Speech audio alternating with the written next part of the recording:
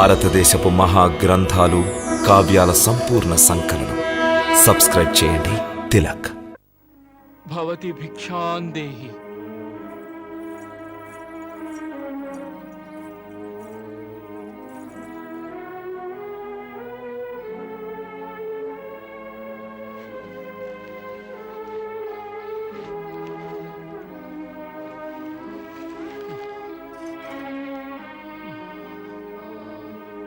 శ్రీకృష్ణ శ్రీకృష్ణ శ్రీకృష్ణ కృష్ణార్పణ.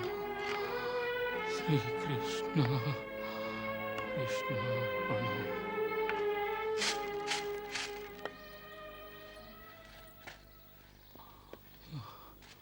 భిక్షాం దేహి మాతా, భిక్షాం దేహి.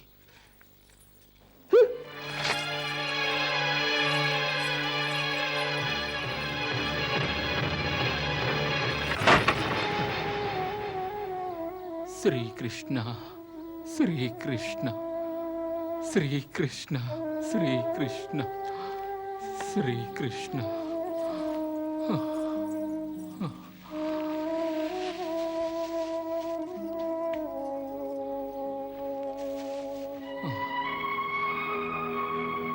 మాధవ, నేడు నాకు రావాల్సింది వచ్చింది. తమ కృపకు శతకోటి ధన్యవాదాలు. చూశావా రుక్మిణి, ఈ మాత్రానికి మాకు ధన్యవాదాలు తెలియజేస్తున్నాడు. అందుకే మాకు అతనంటే అమితమైన ప్రేమ. అతని యొక్క పూర్వజన్మలోని కర్మల ఫలితం వల్లనే మేము కూడా అతనికి ఏ సహాయం చేయలేకున్నాం. అయినా అతని వినమ్రతలో ఎటువంటి మార్పు లేదు. అదే చూస్తున్నాను. మరి ఏమిటి? మరి ఒక్క విషయం ఇప్పటి వరకు బోధపడలేదు స్వామి. సర్వశక్తి సంపన్నులై ఉండి కూడా తమరు తమ భక్తునికి ఏమీ సహాయం చేయడం లేదు.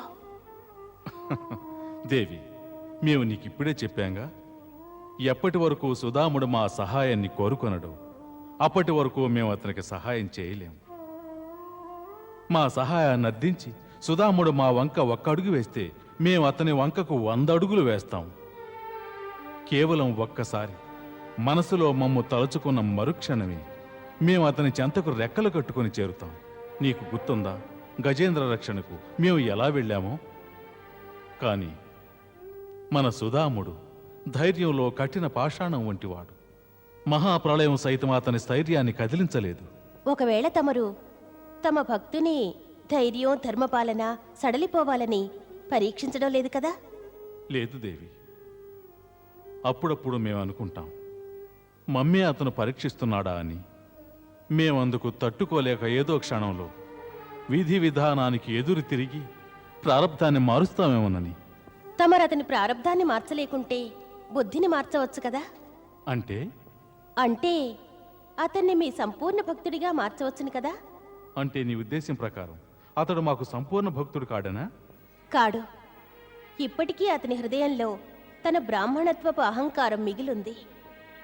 సుధాముని మనసులో కర్తవ్య పాలన, తన ప్రారబ్ధానికి తలవంచక కష్టాలను సహించగల తన దృఢచిత్తం పట్ల అమితమైన గర్వం ఉంది.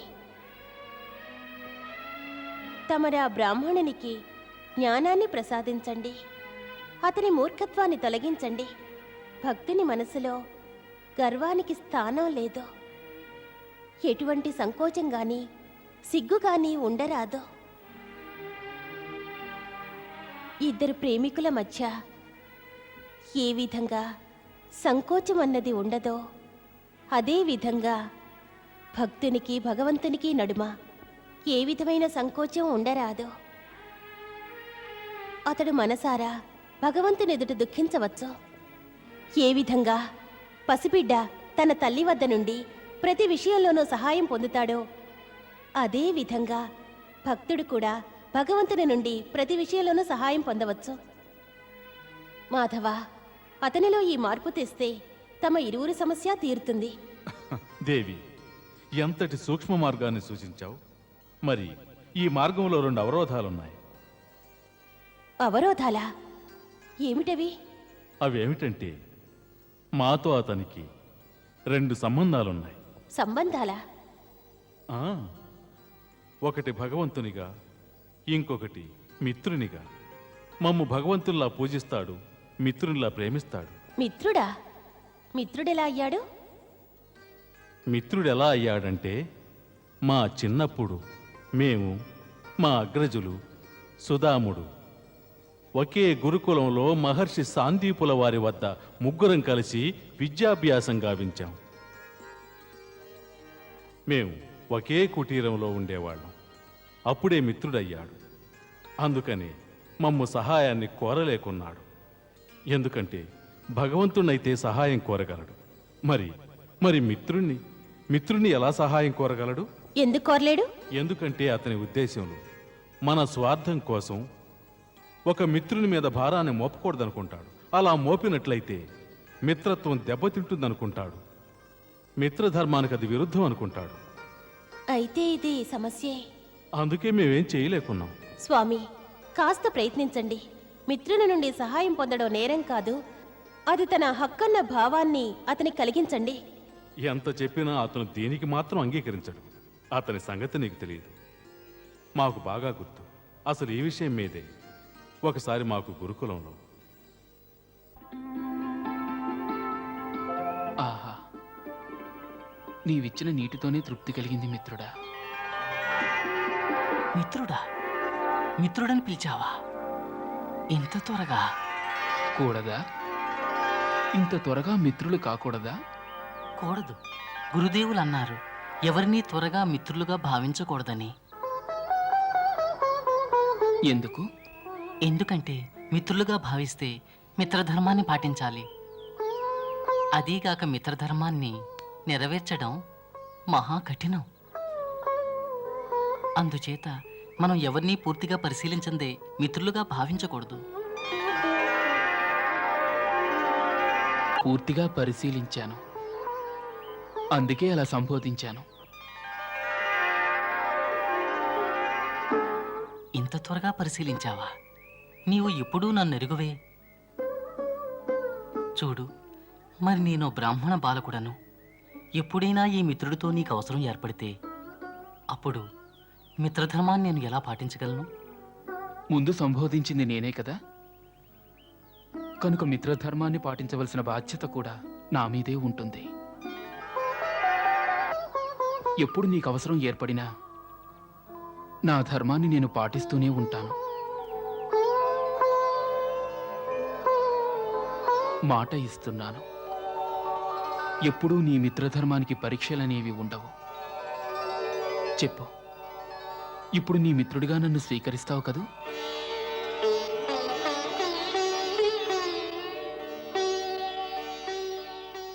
అర్థమైందా సుధాముడు ఎలాంటివాడో? ఇదంతా ఒప్పుకుంటాను స్వామి. మరి ఒక్క విషయం మాత్రం తెలియచేయండి. నిజంగా తమరు తలుచుకుంటే సుధామునికి సహాయం చేయలేరా? తమరిని జనులు దీనదయాళు అంటారు. వాళ్ళ దుస్థితి చూడలేకున్నాను స్వామి. వాళ్ళని ఆదుకోండి. నీవు సాక్షాత్తు లక్ష్మీదేవి అవతారం. అలాంటి నీవే ఇప్పుడు అతనికి ఎలాగైనా సహాయం చేయవలనని దృఢంగా సంకల్పిస్తే అతని ప్రారబ్ధం మారిపోక ఏమవుతుంది దేవి?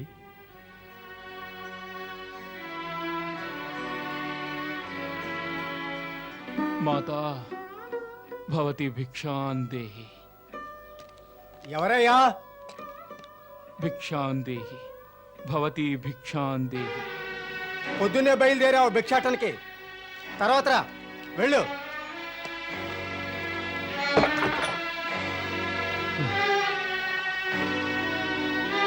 శ్రీకృష్ణ శ్రీకృష్ణ.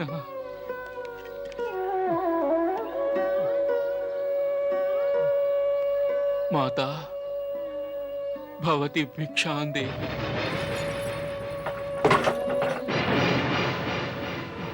శ్రీకృష్ణ శ్రీకృష్ణ శ్రీకృష్ణ శ్రీకృష్ణ శ్రీకృష్ణ. ఆహా, ఎంతటి శాంత స్వభావుడు.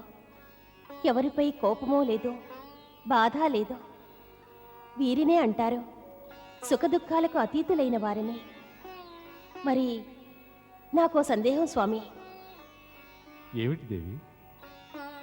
ఈ నగరంలోని వారి హృదయాలు ఎందుకింత కఠినంగా ఉన్నాయి? వారి హృదయాలు పాషాణంగా మారాయా? ఎవరి మనసుల్లోనూ దయాదాక్షిణ్యం అన్నదే లేదు. ఈ పేద బ్రాహ్మణుని పట్ల ఇసుమంతైనా జాలి లేదు. వారు చండాలురా నాథా? కాదు దేవి, వారు చండాలుడు కాదు. వారు చక్కని గృహస్థులే. అందరూ మంచి ఆర్ద్ర హృదయులు. మరి లేదు గిరి లేదు. దీన్నే అతని యొక్క ప్రారబ్ధం అంటున్నాం. ఈ ప్రారబ్ధం కారణంగానే వారందరి హృదయాలు పాషాణాలవుతాయి. ఆ క్షణంలో వారి దయాభావం నశిస్తుంది. ఆ విధంగా అతని జోలే ఖాళీగా ఇల్లు చేరుతుంది. స్వామి, తమరెలాగైనా ఆ దీనునిపై దయచూపండి. అలా చేస్తే వారికి భోజనం దొరుకుతుంది. ఆ కుటుంబంలోని వారు 2 దినాలుగా ఏమీ తినలేదు. ఇప్పుడు స్వయంగా లక్ష్మీదేవే అతనికి సహాయం చేయబోతుంటే అతనికి ఇంక లోటే ఉంది. ఇప్పుడు ఎలాగైనా నీవు ఎవరి మనసులోనైనా దయాభావం కలుగు చెయ్యి. అదేదో తక్షణమే కానివ్వు. అతనిప్పుడు 5వ గృహానికి చేరుతున్నాడు.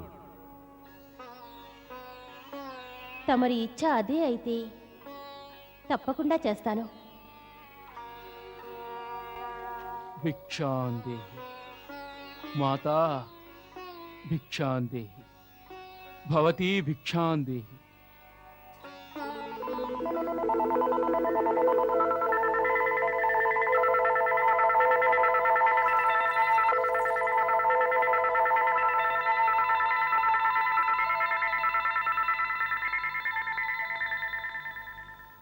బ్రాహ్మణవర్య, ఇక్కడే ఉండండి, నేను భిక్ష తీసుకొస్తాను. శ్రీకృష్ణ శ్రీకృష్ణ శ్రీకృష్ణ శ్రీకృష్ణ.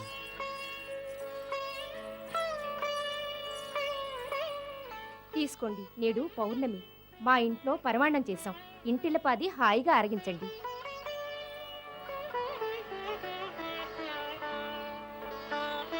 శ్రీకృష్ణ శ్రీకృష్ణ. నేడు పరంధామయ్య గారింట్లో వ్రతం జరుగుతోంది. వాళ్ళు బ్రాహ్మణులకు వస్త్రదానం చేస్తున్నారు. వెళ్ళి స్వీకరించండి. వద్దు దేవి, నేడు నా భిక్షాటన 5 గృహాలతో పూర్తయింది. బ్రాహ్మణుడు 6వ గృహానికి వెళ్ళి యాచించుట ఆచారం కాదు దేవి. మీ ఆచారాల గురించి నాకు తెలీదు. మీ ధోవతి అక్కడక్కడా చిరుగున్నందువల్ల అన్నాను. మీరక్కడికి వెళితే నూతన వస్త్రాలు దొరుకుతాయి. వెళ్ళడం వెళ్ళకపోవడం మీ ఇష్టం. శ్రీకృష్ణ శ్రీకృష్ణ శ్రీకృష్ణ శ్రీకృష్ణ.